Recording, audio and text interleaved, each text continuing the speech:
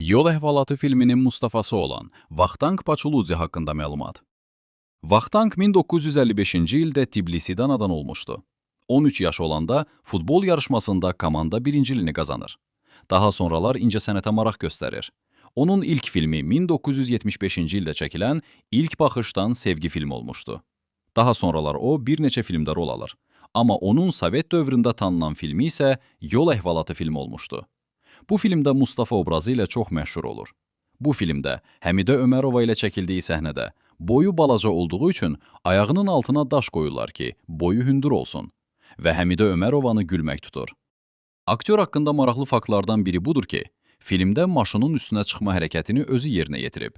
Çünki bəzi səhnələrdə kaskadyor istifadə edilir. Amma Vaxtanq buna etiraz edir və hərəkəti özü edir.